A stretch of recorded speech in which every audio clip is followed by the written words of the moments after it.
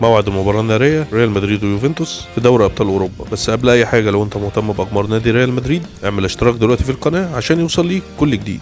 ريال مدريد بيواصل انتصاراته في الدوري الاسباني بعد فوز صعب على ختافي بهدف من كيليان امبابي في الدقيقه 80، رفع بها رصيد الفريق ل 24 نقطه في صداره الدوري الاسباني ومتقدم بنقطتين على برشلونه صاحب المركز الثاني. امبابي مستمر في التالق وسجل هدفه العاشر في 9 مباريات بس، وبيأكد انه عنصر الحسم الاول في ريال مدريد في الموسم الحالي. اما يوفنتوس فبيمر بفتره متذبذبه بعد خسارته امام كومو 2-0 في الدوري الايطالي، وبيحتل المركز السابع ب 12 نقطه بفارق 4 نقاط عن المتصدر اي سي ميلان. اما في دوري ابطال اوروبا ومع نظام ال 36 فريق في المرحله الاولى، ريال مدريد بيحتل المركز الثاني برصيد 6 نقاط، ويوفنتوس بيحتل المركز ال 23 بنقطتين بس. اما عن موعد المباراه فالمباراه ستقام يوم الاربعاء 22 اكتوبر الساعه 10 مساء بتوقيت مصر والسعوديه على ملعب سانتياغو برنابيو معقل نادي ريال مدريد. كده وصلنا للنهايه. لو انت مهتم باخبار نادي ريال مدريد اعمل اشتراك دلوقتي في القناه عشان يوصل ليك كل جديد. كان معكم حسن سعيد.